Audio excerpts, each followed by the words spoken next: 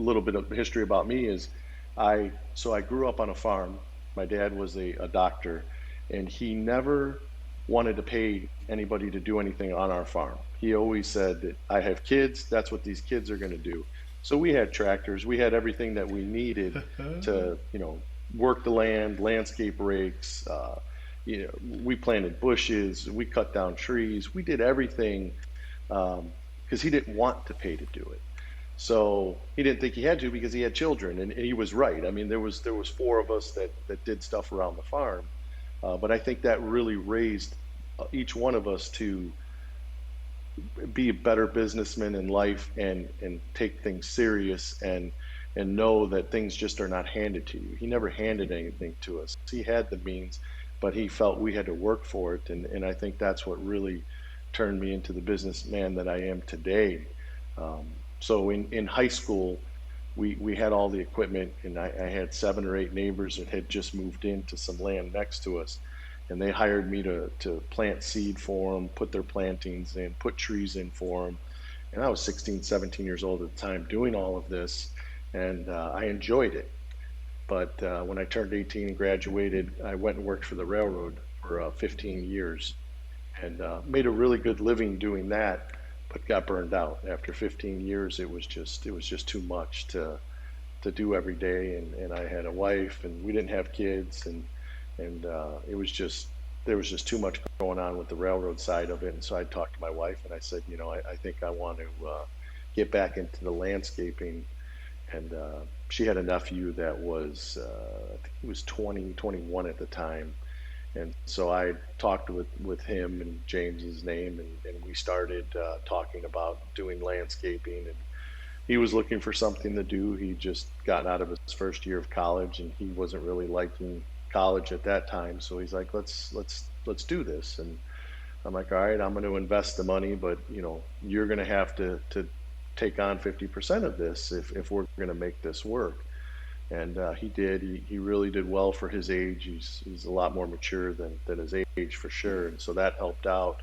But it started to get to a point where things were just progressing uh, very quickly, and it started to end up being more of where I was putting all the money in to keep things going and keep things growing. Um, Mm. so unfortunately, he had to take a little bit of a back seat, but he's still, he's he's my number two man in command right now. So I mean, he still does great. I think he's 28 years old now, so um, he's learned a lot. He's there every day. He works 5, 6 days a week, whatever we need him to, and he knows the business inside and out also. But it became more of where it was me and my wife that had all of the liability and had all of the risk. Yeah. After a while, and he finally understood it. After it took him about 6 months to finally realize I wasn't Digest for that sure. reality. Yeah. He was a kid at the time too. He's a young man, so it's hard for him to understand that. Hmm. To him, it looked like he was being cut out of the business, but he wasn't. He was just being put in a position where later on he would benefit in the business, and I think he's starting to see that now. And I would do anything for him. I trust him with the business today. I mean, he knows just as much as I do about it. I know a little bit more about the money side. He knows a little bit more about the outside. So we work very well together. It's a team. Yeah, it's a team for sure. And my wife, who's his aunt, is involved now. She just, after I think 23 years, she was in the IT world, and she just started with us about 4 months ago. So it finally got to the point where we needed more family help. You just couldn't find enough people from the outside that could really help the way we needed the help. So um, I think we're more of a family business. We have a lot of husband and wives that work for us, but Hmm. I needed my wife there, and so it's really helped, and she's very supportive, and it makes it a lot easier now. Just having somebody that you can fall back on that understands the business now, that's been around it. She's seen it for the last 8 years. She knows all about it. She just wasn't a part of it till 4 months ago. So So that speaks to the kind of the environment that you've created within that company, though. The fact that you have so many husbands and wives working together, the fact that even the trust that you build with people, because if I forget his name now, the James. if James was came in as a partner, but then you after a time you were having all the financial burden, and he was an equal stakes partner in the business, and you had to change that because it didn't make financial sense to continue in that way. And although it took him some time to digest that fact, he's still there years later. People have choices in life, so he's choosing to stay, and that's because he enjoys it, and you guys have a good relationship. And then I think that's important in growing any business. For sure.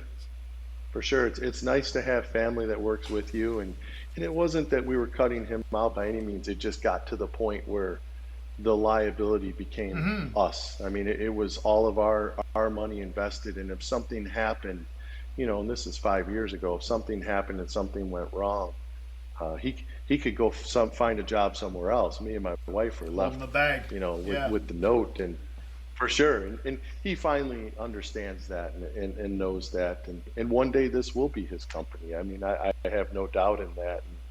And, my wife and I have been married 21 years. We don't have children, and we know that he's basically like a child to us. I mean, he It's nice to hear. I've known him since he was 3 years old. So, it's like having a son, and he's great at what he does, and he puts in the effort, and you know, we appreciate everything he Awesome. does for sure. So today, little unorthodox opening for those of you who are frequent listeners of the show.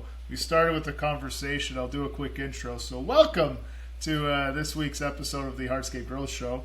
And today we're talking with Courtney Schild. He's the would you say you're the president, the owner, the I'm the president. president of Dutch Barton Landscaping and Pools. They're out of the Midwest. You're in Illinois, right? Of all the Yeah. stuff I was looking at on your website, in Illinois. What part of Illinois are you in? We are in New Lenox. It's about 30 miles south of Chicago. Perfect. And what a website it is, by the way. Like, if anyone is looking for a model of what I should have on my website to have success, this is a really good website. Right off the bat, hits you in the face with the 40 years of experience. There's a chat bot down in the corner that helps customers engage with your staff right away, get questions answered. I'm sure that helps people move along the sales cycle a lot easier, generates leads for you. You have great project portfolios. A lot of times what people will do is post pictures of their projects, and that's it. So it's just photos to go through. But you've made it easy for the client to also reference those images in their dealings with your sales staff, with your design team, because every project is identified as a name. And when you click on that name, you have a project profile. You have a description of the project, what went into the project, you have a video showing the construction and kind of an overview, and then you have all the beauty shots underneath. So really complete information. You have great testimonials on there. You talk about how you on-staff on-staff designers, and you have an on-staff certified architect. So it speaks all the credibility on the website. But today, we're not talking about websites, we're not talking about marketing, we're talking about some of the moves that a company like yours has had to make since the start of the pandemic, particularly to be able to capitalize on the growth in the market, the increased demand that you're seeing, but at the same time, the shortage of materials that is across the board. It's not just on hardscape materials, it's on lumber, it's on even on equipment and tools and lighting materials. You name it, there's a challenge. So you took a very proactive, very forward-thinking approach with how you wanted to address that challenge.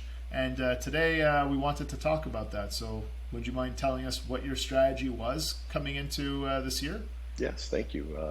So we learned a lot last year, and we had a lot of meetings last fall that we kind of replayed how the year had gone. I don't think anybody back in March of 2020 would have known what was going to happen with the pandemic, the start of it, and how things were just going to turn into where every homeowner basically wanted to redo their backyard or add a pool to their backyard. So we were very ill prepared for what was going to happen because we didn't really see that coming. In years past, it's so much easier for us just to order our product per project and not really have an inventory. And if we did have an inventory, it was just a few things, nothing really major. More of our plantings is what we kept in inventory. Brick, we had availability to get it whenever we needed. Pool supplies was the same thing. We could call and have it within 12 hours or the next day. But after we started reviewing how 2020 had gone, we came to the realization that we needed to have inventory. We needed to see what the hot selling paver brick was, what most of our pools were popular in selling. We knew our pool pads were something. I think last year we sold about 90 pools, so we knew we were going to need pool pads for 2021. So myself and the business develop employee that we have sat down, had a couple meetings, and we really discussed on that we were going to have inventory on our property, more so than just the plantings and the trees that we'd had in years past. We wanted to see if we could order at least 15 to 20 pools ahead of time. And then we wanted to see if we could order 10 to 15 paver brick jobs ahead of time and keep an inventory on what we know we run out of every year in years past. Because we always know in the summertime things get short. And so we had some kind of history on that. But in 2020, it was very unique because it seemed like every product ran out. So we really sat down, we made the list. I mean, we went over it for 2 or 3 weeks and really honed in on what we thought we needed to order in ahead of time. And we relayed that information to our Techo Block rep and our Unilock rep and our pool suppliers and said, this is what we really need. And we're willing to order this in January and February. Can you send it to us in March? And we know we're going to have to pay for it. We know we're going to really have to put some money out there, but we want to be able to continue with a workflow and not have interruptions of running low on product and supplies. So there's some So then, significant implications behind all of that. I want to back up a little bit though, because there's one key thing that you did that led to that decision, which was doing that breakdown of what happened last year. And we're recording right, this. It's late August. This episode will be out start of September, but we're getting towards the end of the year. And I'm curious. You said you had a couple meetings with your business development person to kind of try to forecast what the needs will be for 2021 and anticipate as much as possible what those look like so that you can make that kind of decision. I'm curious, what do those meetings look like? so it's basically myself, the project manager that we have, the business development, our office manager, and our pool superintendent and our outside landscape superintendent. We sat down and I basically asked each one of them, how did 2020 go for you? And 2020 was a very rough year for a lot of us because it was very busy. A lot of things got thrown our ways that we just did not see coming. So So after a couple beers, yeah, yeah, yeah. After a couple of stories, I was like, oh boy, okay, we just yeah, relived 2020 and didn't want yeah. to, but a lot of them started to say we just didn't. We we were nervous in the beginning of 2020 to buy any kind of product because we just did not know how the rest of the year was going to go. I mean, we didn't know. Let's be honest, we didn't know what things were really going to take off till the end of May, beginning of June. I mean, up until that point, everybody was so nervous on what the pandemic was doing, and nobody wanted to take a chance. And we'd actually had some ideas of building an inventory after our meetings in 2019. And we held off on doing that for 2020 because of what had happened with the pandemic. And we were a lot smaller company at that time. We might have had 35, 40 employees at that time. So our inventory was not going to be as big as it is now after the business has grown 300%. It just, we didn't really see the need from 2019 to 2020, but we still wanted to do something. And then once we decided to, I tried to order product and it was too late at that point. I mean, things just really got out of control in the summer of 2020, and that's what everybody kept relaying to me is, well, if we're going to do this, we need to do this early in 2021. We need to make sure that we have numbers in December and January. We give them to our suppliers, so it gives them a head time. Even though all of our suppliers said, hey, 2020 is not going to happen in 2021. We've been working overtime and days and nights and weekends. Well, I still don't think anybody realized how bad, this things we're going to get again in 2021. So a lot of those conversations were just, we need to take a chance. A lot of people had signed on. We had 80, 85 pools that were signed on for 2021 that basically happened at the end of 2020 and the very early 2021. So we knew the work was there. We still in the back of my mind, though, I was fearing coronavirus was going to come back around again and maybe shut something down or cause some sort of issue that we would lose customers again. You always have that fear in the back of your mind. With as quickly as we grew, we had to keep that in the back of our mind that things could go south just as quickly as they went good for us. But what you did, though, is kind of the breakdown. Like you said, you had about 80, 90 pools sold, and you had sold 90 pools the year before, and you said you want to keep 15 to 20 of them in stock. So 15 or 20 out of the 90 is about 25%. So was that kind of the logic? Like, look, we don't really know what's going to happen for the full year, but at least for the spring, at least for the first quarter of the year, we know we're going to consume X. So let's make sure we have X on the ground. Was that kind of the approach? Exactly. So what we did is in January, the very beginning of January, I think it was January 4th, we started having our meetings with our suppliers. And I told them, send me, I know I have these 15, 20 jobs sold. Send me the product for these 15 or 20. And then in March, can you send me the product for the next 15, 20 that I have sold? And then on June 1st, I would like to, get the next 15, 20. That was initially our goal. Okay. That started to change a little bit in February and March when our suppliers started to come to us and say, hey, things are moving much faster than we had thought, and we're starting to sell a lot more product quicker than what we had thought. Why don't we speed this process up? And that's when we really, I think right now I probably have about 30 pools of paper brick for projects on our site right now. Because we had to get to the point where we really needed to get further out ahead than the 15 or 20, because it was just going too fast. And my fear was we were going to run out of work to do if we ran out of product. Now, earlier you said how you've made some acquisitions of other businesses, other landscaping companies in 2018 and 2019, including the acquisition of the 9 acres of land.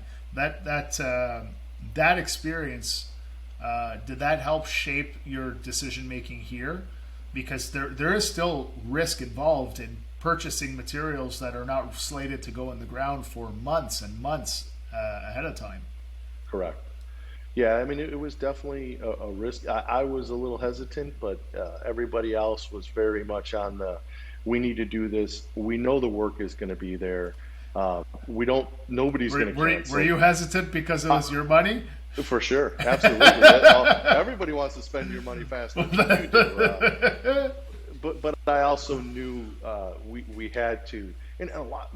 You got to understand too. We had just come off from purchasing 2 companies in 3 years. Well, that's it. So it was rebounding from that, and then it was like, okay, every time I turn around, I'm growing and growing and growing. Like, we have to be careful that we don't grow too fast, because that can happen. You can grow too fast, and you can really hurt yourself financially. What does that look like? Well, that looks like in a normal year, and not a busy Corona year. In a normal year, you could lose everything. I mean, you could have numerous customers just cancel on you because your service is not what they want, because you've grown too fast and you can't provide the service that you wanted to and that they signed on to get. In a Corona year, though, I think a lot of us we're so swamped and we have so much work.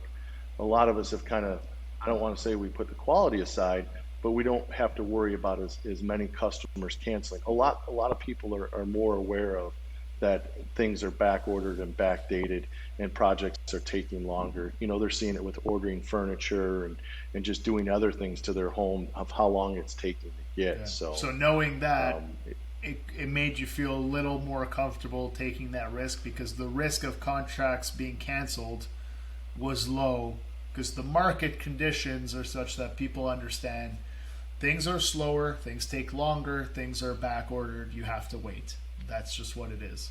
Ab- Absolutely. And so it was a little bit easier to spend the money to get the inventory and get the product in, because we knew we were going to need it. Even if somebody had canceled, there was somebody else that was waiting for it. I mean, at some point in this April or May, we had customers that said, if somebody cancels, we'll take their pool. We don't care if we get it this year. We just want to be on that list. So, I mean, it really, it's a lot easier to move and sell things in this environment, but we also can't stray away from, this isn't going to last forever either. So in some of our pre-discussions that we've had for 2022, I've said that we really need to gauge how these next 2 or 3 months go, because that's going to lead us into 2022. And is the demand still going to be there? I mean, it appears that it is, but that can change. I mean, things can change very quickly, and especially in this industry, as quickly as it can go. So we still have to keep an eye on, and I'm always hesitant. I'm not one that it takes a lot of chances, but you have to take some chances if you want to be successful and continue to grow your business. And we've done it more in the last year and a half, but I am still very, hesitant to just go all out. I listen to what all of my employees have to say. I mean, they're very good at what they do, and they understand where I'm coming from. But we still have to just make sure that we're very careful in 3-4 months from now, Now, what it could be. in that position, and I agree with you, like the next 2-3 months are really going to be very indicative, although currently all signs are next year's going to be a repeat of this year. So some of the things I that we've agree. talked about so far, those apply to everybody. Look at what you have sold, and at Right. minimum, look at the first quarter of the year and see if you can secure the materials for that. But in that position, Right. where does the money come from? Like you're saying, like, okay, I felt comfortable investing that money. Where did it come from? A lot of it is money that my wife and I have worked for years. Not having children has benefited us a lot, and we don't have that. We're able to go a little bit further and put a little bit more in. We don't have to worry about something happening as much as if you have children. If a lot of people I know have 2, 3 kids, they're very hesitant. They can't take the risk that we were able to take to initially start because of not having children. I think that allowed us to grow much faster. Now there's a lot of people that can do the same things that we did and just do it in a little slower process and still be successful. It was a lot of our money. We also, had good credit, was able to go to the bank and was able to get a loan for our first purchase of the business. It took a little bit longer than we wanted, and we had to use some of our assets to back that, but Leverage. Okay. we made that happen, and it paid off because it allowed us, by getting the land and getting the business, to grow pretty quickly and get our return back on that money. But we still had to be, frugal in what we did personally in our personal lives, and it just made it easier by not having children, that we were able to spend more of that money towards the business. And Keep so, growing. initially it came from us, and then we had to have good credit and had to have our bills paid and be in line to get a loan to get the first business purchase that we did. And what about on the building inventory side? So if I'm a smaller contractor, or actually not even smaller, if I'm just any contractor, I'm listening to this episode, I'm hearing Courtney from Dutch Barn saying, I bring in at least 25% of my inventory before the season starts during this pandemic period to make sure that my operations are not hampered by material shortages. Where does that money come from? Does it come from deposits at signing of contracts? Are you taking a loan to make sure that you have the stuff on the ground? Are you pulling from some other source? Where does that money come from? So some of it comes from deposits, but some of it comes from us putting money back into the business. Instead of us taking money out of the business for the first 6 years, 7 years, we've put a lot of the money back into the business to help grow it. We sacrifice some things that we may want to have done, vacations and other things, purchases that we might have wanted to make, and we put that money that we were getting from the business back into the business to help grow it and to help keep it going. Because we knew there was so much potential and there's so many good things that could come out of it. We just wanted to make that sacrifice for ourselves, and knowing in the future it will pay off. But a good chunk of what we buy for inventory right now is our own money that we front out there. I still like to keep that deposit money in a separate account just in case something were to happen and we had a rash of customers that wanted their money back, that we need to have that money accessible for them to get refunded. That's a fair point. So in your experience, based on the time that people will be listening to this again, the start of September, is it early enough before winter hits, or is it too late in the year to be able to start maybe setting some funds aside to be able to, and maybe it's not a quarter of your work for the season, but at least the first 3-4 jobs, since that cash flow as soon as the spring hits, that cash flow is so critical. You need to be able to put product in the ground. You need to deliver on projects. Would that be a sound recommendation? If so, how do you go about doing that analysis? Yeah, I mean, definitely just seeing the way things have continued and seeing the number of jobs that we already have sold for next year.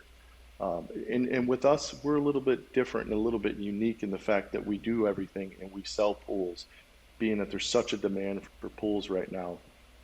That really gives us a leg up on our customers where they may just be doing patios or structures or just landscaping. So it's a little bit easier for us to make that decision of, okay, we know we're already sold through till next summer solid. So we are going to have to order product for early next year. But somebody that may just do patios has to be a little, cautious in the fact that they may want to order it ahead of time. And I guess that's another good thing you bring up is they need to work with their suppliers and see, is there any way the supplier can bring in the product for them? They don't have to pay for it yet, and then, a week, 2 weeks before they're ready to start the job, can they get that product for that job? I think that's extremely important. That relationship with the supplier is critical. Right. You have to look at them as a partner in your success. If you try to figure it all out on your own, you're only one piece of the puzzle. So your supplier is a big piece of that. Absolutely. You have to have a good relationship with them. You have to make sure your bills are paid with them so they can trust you. You have to trust them and that they're going to get the product in for you and that they're going to take care of you when you need it. And especially in times like now, I mean, some of the smaller guys, they really have a hard time getting brick when you have so many big companies that just can buy it up so quickly. It really hurts them. So they need to plan even better than we do to make sure that they're able to get that product and have a good relation. And that's a good thing in our area is a lot of our contractors have good relationships with our suppliers, and our suppliers are very fair and treat them just as well as they do us. And that's pretty good. Important. And it's good to see that they're able to, get a lot of product that they can get their hands on when they need it. For sure. What are some of the other considerations with regards to building your own inventory? Because you bought the 9 acres, that obviously helps. Storage space is important. Absolutely. But what about handling materials? Sure. What about obviously you're getting less external deliveries, I would assume. Your suppliers are bringing it Right. straight to your yard, and then from your yard, it's getting to the job site. From a logistical standpoint, what does that look like? And from a staffing standpoint, does that have an impact? Yeah, definitely. So we've had to hire 2 yard employees, and we actually have a satellite location. We were not able to handle everything at our current location because with us having the trees, the plantings, the paver brick, we stock rock on our property. We just didn't have the room to handle all of our pool material also. So we have a satellite location, which is another 20 acres that we have that has a 30,000 square foot barn on it that handles all of our pool equipment and pool supplies. Okay. So it's a satellite location. It's only about 2.5 miles from where we're at, but that means we had to hire another employee just to be at that satellite location. And he updates our sortly program. He's pretty good in that he takes care of both of our locations with our inventory, and he's constantly on the phone ordering and checking what we have for material. I'm pretty good with I keep a good eye on what we have for material too. Our Hmm. yard guys are really good at if something we start to run low on, they'll bring it to our attention and there's so many moving parts. We've got probably 5 people that are involved in the inventory daily, and we do have a lot of discussions in the morning, first thing, on do we have everything we need, and we don't always. I mean, there's sometimes trees and plants that we need Hmm. to bring in, or we have to go pick up from our suppliers because we just go through it so quickly. Especially this year, it's just been hard to get. Yeah. So and then we have to have more machinery at each location To because handle each the location takes materials. deliveries Yeah. to handle everything that's coming in. And that is probably a little bit harder, and a decision that we had to make is taking on that extra work instead of having stuff direct shipped to the location of the project that we're doing. Instead, we have it sent to us. So Hmm. we're handling it twice, but it's a lot more convenient for us to have that product than not, and have to pass that project up or get to it later because we didn't have the material because we didn't plan ahead of time. So your operation has grown to such a size that it needs to keep moving forward. Therefore, you're willing to make some concessions in terms of the cost of handling things or cost of stocking things to keep the ship advancing. And I'm sure that Right. just based on the rest of the conversation, I'm sure that you factor that into your pricing structure and your overhead recovery anyway. So it's not like you're taking a beating on your profitability as a compromise. That's not the case, right? Right. Right. No, not at all. And that's all figured in. Having the extra employees, it's definitely tough in the winter months, because we keep everybody year round. But there's many things that we can find for them to do in the slower times, which is January and February, and we work year round, so we really don't have a huge slowdown. But we do get a little bit slower just because of the weather, Of and course. getting colder. It does affect some things and pushes us back a little bit and slows things down a little bit. So we just really have to keep moving forward with the guys and always find something to do. There's equipment that could be worked on. That's very fortunate for us, is our guys are very universal in the things that they can do, and that really helps out to keep them around for the year, and make sure we don't miss a step and you know get behind in projects more than For the sure. weather would allow. Were you always like from the beginning trying to keep your staff on board like year round? No, it wasn't until we really started doing the pools 3 years ago that we really pushed. It's just the weather has changed in our area to where it's not as cold as it used to be, and it gives us a chance to really work year round.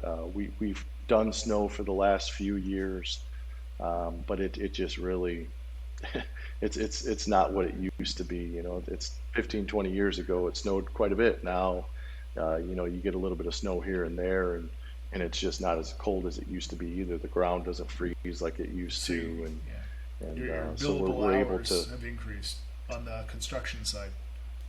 Yes. Yep. So that gives us a chance, and the homeowners appreciate it too because they want to ensure that they have it for the spring or early summer, so they're okay with their project going in the winter time as long as That's they know they awesome. can have it for the summer. And so we really don't see an issue there with customers. They really would prefer to do that, and our guys enjoy working and throughout the It must year, and help they don't have to tremendously be with laid off, retention. and absolutely. I mean, it definitely, keeps our workforce numbers up, and especially this year where we've seen so many of our competitors are reaching out, trying to hire, and we've been able to maintain a good number throughout the whole year, and we really, we're happy with where the numbers we have right now, and with the And I amount of think work it's we're getting done. there's no magic pill, right? So when you look at the success you're enjoying and some of the benefits that you have managed to uncover, and they end up becoming competitive advantages, like having stock, like having a reliable team that's there year round. These are things that don't happen overnight.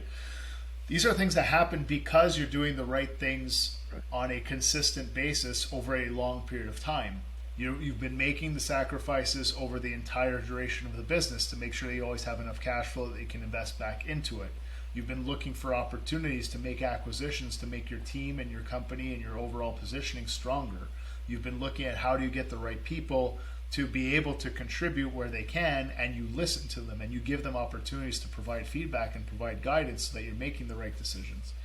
These are all the things that go into running a successful business. You don't start there, though. You can No, start with all those ambitions, but that's not where you start. right. What's Yeah, I mean, Yeah, go for it. no, I just think you touch on the right point. Like it takes a lot of work to get started, and you have to be 110% committed. Things are not going to fall in your lap, and things aren't going to be handed to you. You really have to be willing to work, and especially in the landscaping business, your summers and your springs and your fall, they're going to be 12, 13-hour days, 6 days a week. I Yep. mean, there's no way around that. It's the weather that we have. We have to get as much done as we can in those times. For us, we still have the winters that we can get some, but the productivity just drops a little bit. It's not the same as when it gets colder, as when you have the summertime and you have the warmth. You get a lot more work out of the Mm-hmm. guys, and things dry out faster. If it rains, we know it can be dry in 3 or 4 hours. When it rains in the wintertime, it could be wet for a Yep. week or 2 or 3. I mean, you could really get pushed back that way. So you really have to put forth the effort if you want to be successful, and put in the hours. I mean, nothing. There is no 9 to 5 in the landscaping business. It does not exist, and you're going to have to work 12, 13-hour days, 6 days a week, and But it'll I pay think that's why off. it's so important, though, to have that vision for where you want to go, have those goals for what you want to achieve, because that can be the recurring source of motivation, the progress that you're making. But if you don't know where you're going and you don't know why you're going there, it's easy to become really disenchanted with the whole thing and just be like, what the heck am I doing all this for? I'm working Right. 80 You, hours a you can week, definitely and get for over. what? You know? Right.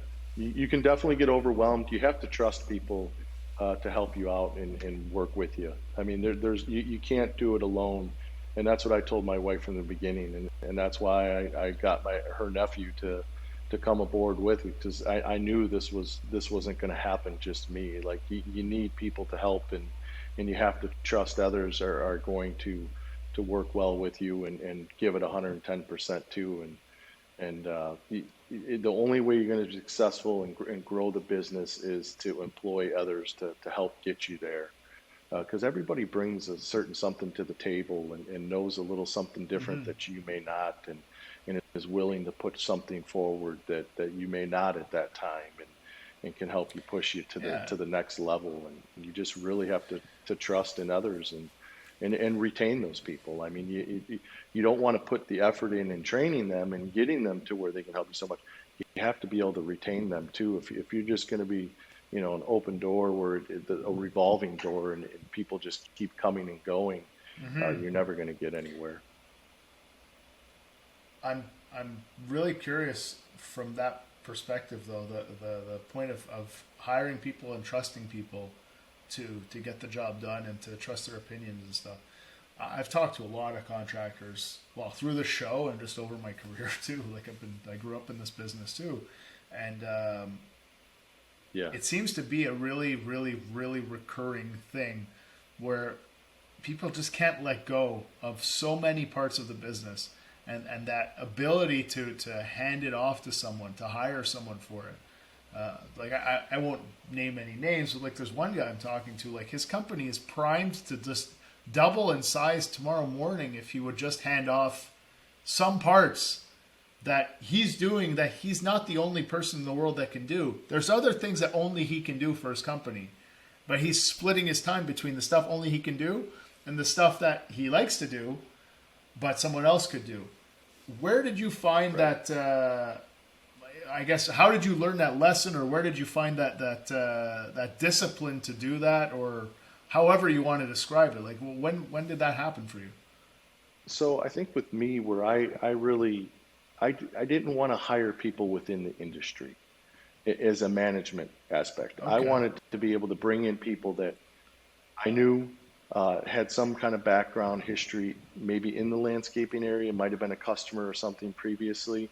But I wanted to bring them in and train them for what we knew and make them one of our better employees. I just felt, and I think I got it from working from the railroad, we didn't want to bring in people that might have already known something but might have had a bad habit. And if you're a good employee and you're a good person, you're probably going to be with the company for a very long time. You're not going to be moving around and jumping from job to job. So I always got very leery of that and saw it within the railroad. If somebody came to us, there was a reason, because you didn't just move around in the railroad. When you were a good employee, you didn't have to move around. So I picked that up early on, and I said that, I would rather put the effort in and train people for the way we do things than try to find people from other companies that may not have the habits that I want. So I think we've done that with almost all of our employees. It's cost me more money, definitely, in training and getting the employees to do what we want, but and do it our way. But I think we're really seeing the benefits of that now, and we have a very good trust and relationship with each one of them, and having a personal relationship too really helps. That you can just trust them a little bit more. I think there's a quote. You ever read the book Rich Dad Poor Dad? No. But I will now. It's pretty good. There's an audio book version too, if you want to go that route. But there's one quote in it that is towards the end. I think it's in the final chapter. I even posted on my Instagram story a few weekends ago because I was rereading it, and it was basically saying, don't. I'm paraphrasing now. I'm not quoting it, but don't tell yourself, or don't say, I can't afford that. Instead, ask yourself, what do I need to do to afford that? Right. Again, I'm paraphrasing, but that's kind of the gist of it. And it's basically the thought that if you say, well, we can't do that, then the brain stops thinking about how can we solve this problem. It's like, it's not solvable. You give up. And just saying those words, your whole mindset says, like, forget it, we're not doing this. But if you're asking, how can we do this? Then all of a sudden, you start thinking of the many solutions that could exist. And it's kind of that scarcity mindset versus abundance mindset. I mean, you can call it however you want, but like what you're saying, you went outside the industry to go hire people based on other merits. You recognize that was going to cost you more in salaries. It's also going to cost you probably more in training because they have to learn the industry. Yep. And this is not an easy industry to learn. It's very complex. There are many, many parts of people who do 2 years, 3 years, they still don't know a lot of very essential stuff. So it takes time. Right. You had the wherewithal to say, we need to buy land. We need to buy this. We need to buy... All that stuff takes money, but you ask I think like you're a perfect example of that quote where you're asking yourself, like, how can we afford that? And if that means making some personal sacrifices, if that means raising your prices, if that means figuring out how to be more efficient here to increase profitability, these are all the things that you're looking at as a business owner all the time. And I think this is also a perfect example of what it means to be working on the business and not be working in the business. Like, Right. every question I'm asking, you're giving me a very logical answer for it. It's because it's thought out, because you're not doing things by instinct. You're stopping, you're looking. What do we need to do here? How can we get from A to B? Okay, this is the best route. Let's take it. Right.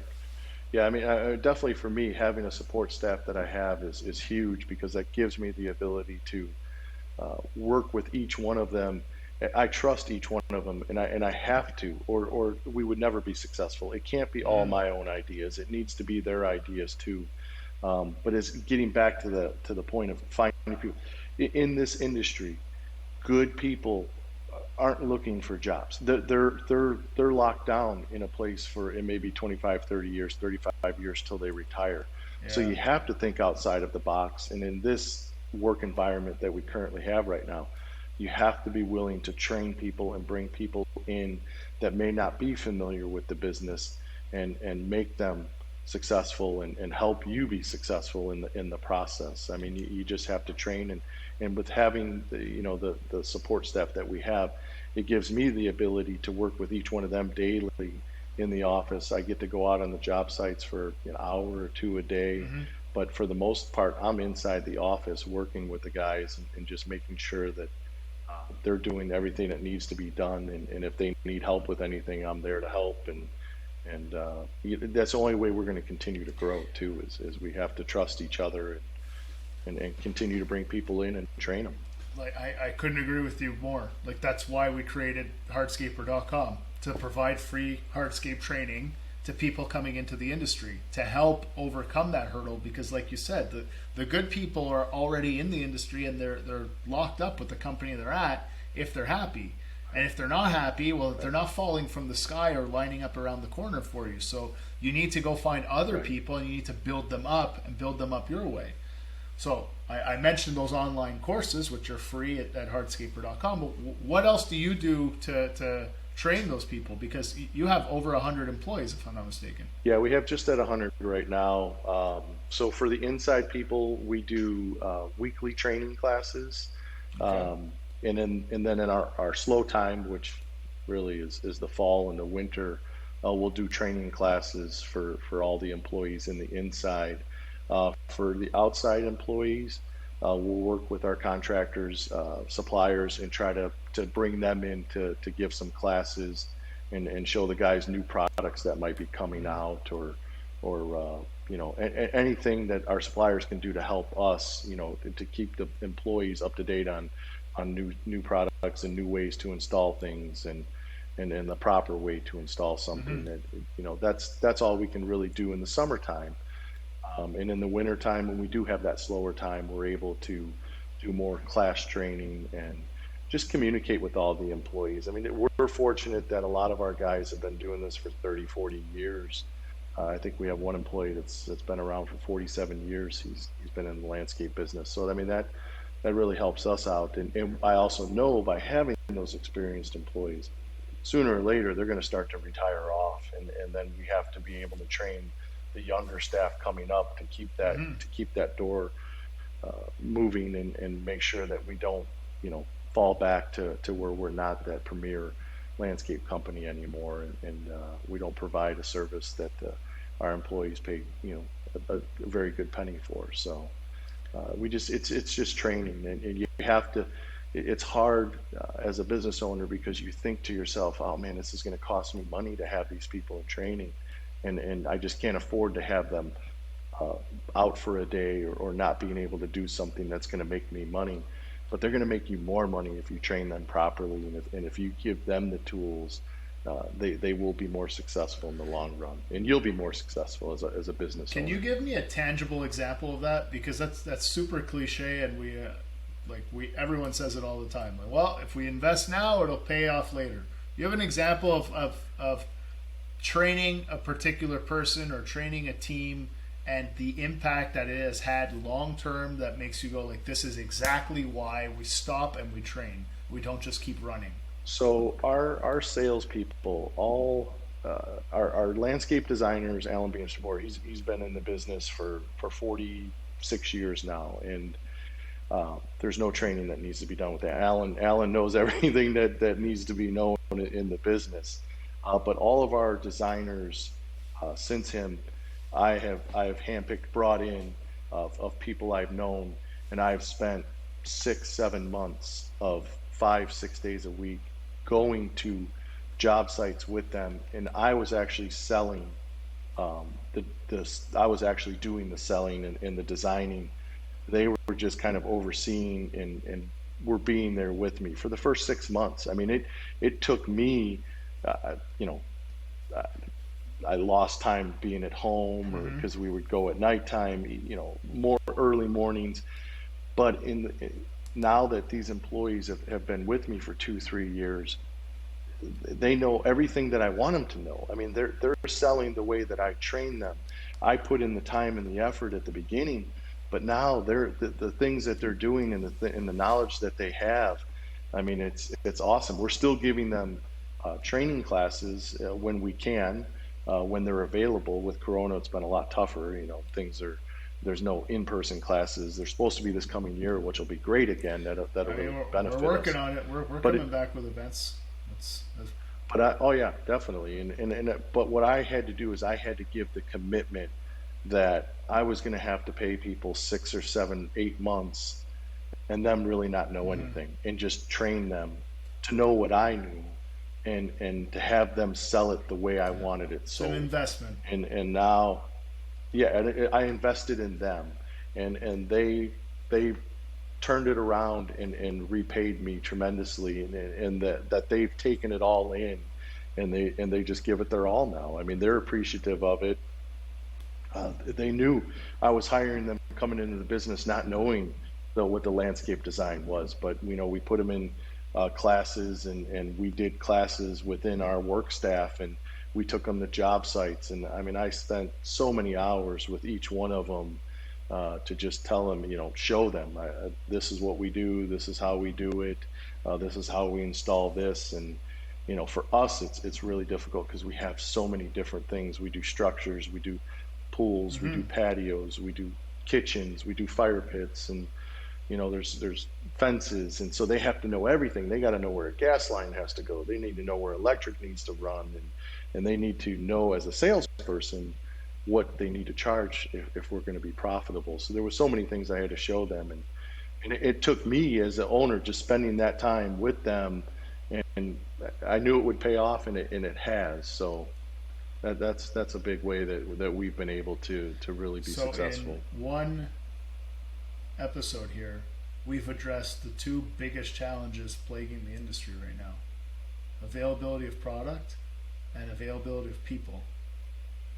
And you've taken a proactive approach to addressing both of them by looking at what the business seeks to achieve, how will you get there, what needs to be done to be able to get there, and having the faith in your people, in your abilities, in your company to make those investments and not lose any sleep at night, or maybe not lose too much sleep at night, but be able to Right. know that, like, we did the math, we looked at everything, it's okay. We can afford to hire this many new people.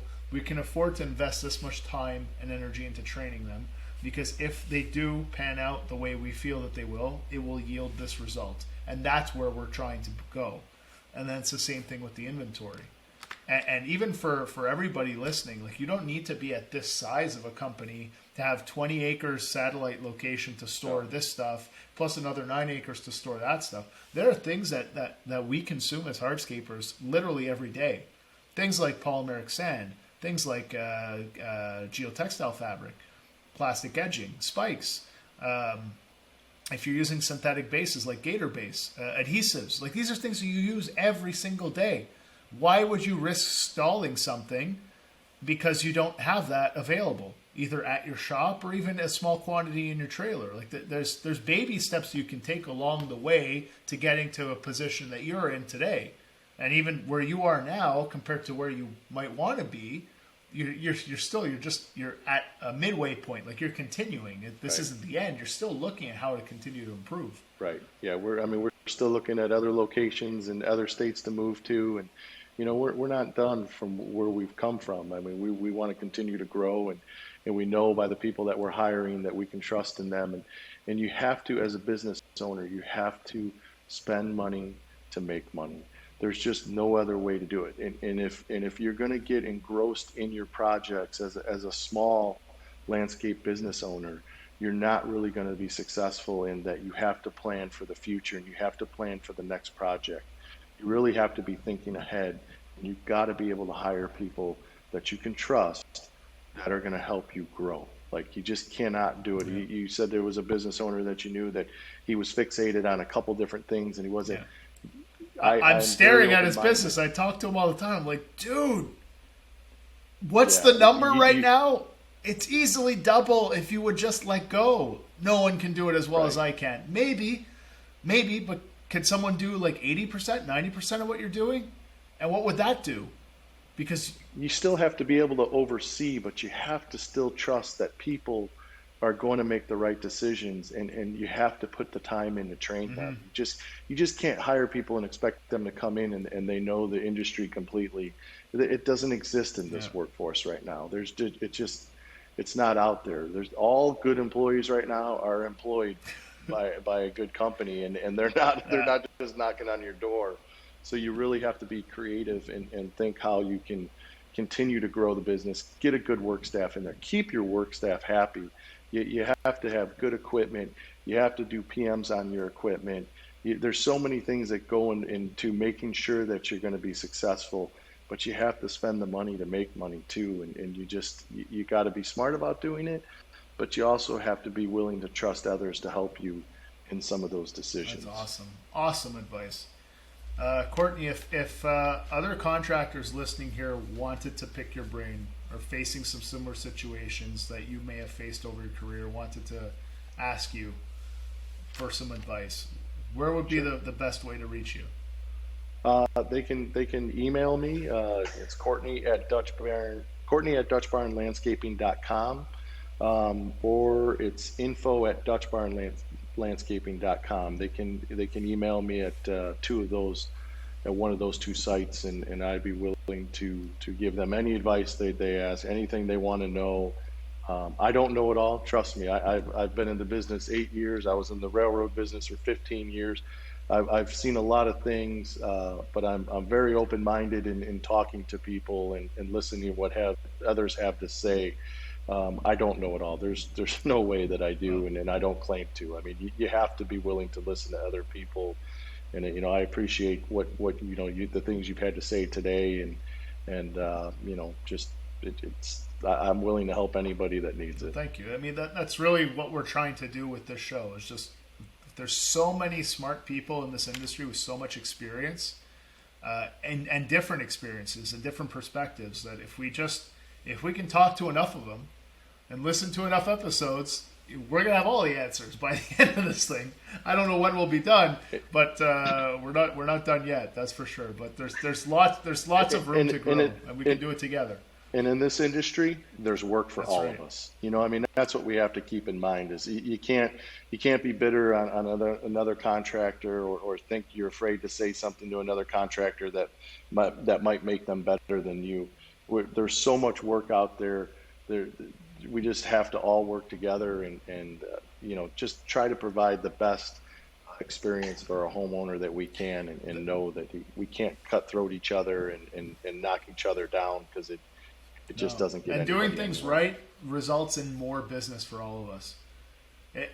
Right. Exactly. And as someone who grew up in the business, like, I have been exposed to the industry since I was 8 years old through my dad, and seeing the evolution and seeing how much, I want to say better. I don't want to be insulting or offensive to like contractors from 20, 30 years ago. That's not what I'm saying, but like, there's just so much more focus on the experience for the client and bringing value to them, and not just pounding out pavement after pavement after pavement.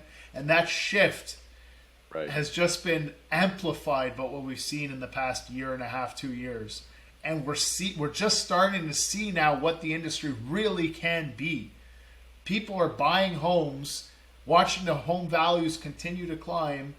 Interest rates are low, demand is through the roof, and people are willing to wait 6, 9, 12 months, and people are willing to pay $50, $75, $100,000 to have something that only you can provide. So take the time to build the business properly. Take the time to build the team that you need. Take the time to look at what you need to do to get to what your ultimate goal is for the business, because you can. And we're very fortunate. So let's continue to have these conversations and let's do it together. Yeah, definitely. I look forward to hearing from some people and talking to them about what part of their business they may need help with, or what their struggle may be, or what their positives are on their business, and what their spins on our conversation that we just had is. It's an awesome industry to be involved in. There's nothing like turning and transforming somebody's backyard into a paradise for them, and that's what I enjoy about it every day, is just being able to look back at something that was just dirt, and now it's a pool, and it's a pavilion, and there's a nice patio in the backyard, and they're able to enjoy it with their family and friends, and that's what I really enjoy about the business. That's it. That's what it's all about, and then everything else is gravy. So. Yep, absolutely. Courtney, thank you very much for joining us on the show today. Dutch Barn Landscaping, just south of Chicago, one of our Techo pros as well. So thank you for being in that program and representing us well with all the amazing work that you're doing. Once again, the email address, just if people didn't get it, was Courtney@DutchBarnLandscaping.com. Was that it? That is correct. Perfect. Yep, and then info@DutchBarnLandscaping.com. Okay. And I think that's it for this week, guys. So thanks a lot for joining us, and we'll see you next week on the Hardscape Growth Show. Thank you very much, Alex. You have a good one. All right.